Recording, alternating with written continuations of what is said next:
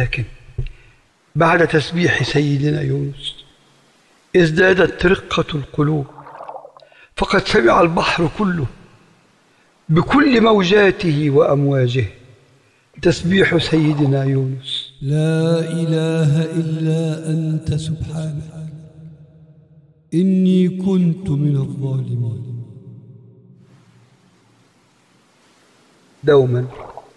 دوما تسبيح متواصل، كان لا يفتر ولا يمل.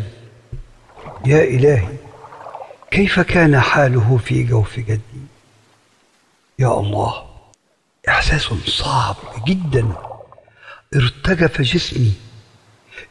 جسمي رجفة أشد من الأولى، وأنا أتخيله وهو يرمي بنفسه في وحشة البحر. إنها ظلمات بعضها فوق بعض. يا الله، أنا لا أتخيل جسدي من الداخل، لا أتخيل مدى الظلام به. حقا إنك لنبي الله يا يونس. إن لأنبياء الله معجزات وابتلاءات لا يقوى عليها غيرهم، جعلهم الله يمرون بها أسوة وتعليما لكل البشرية. ظل جدي حائرا لا يعلم ماذا يفعل. يا الله، إن شعور جدي عجيب أيضا.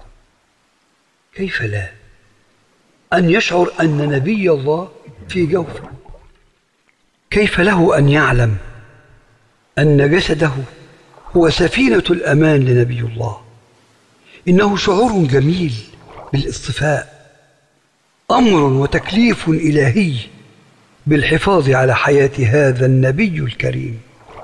ما أعظمك يا جد، فقد كانت مهمة شاقة عليك.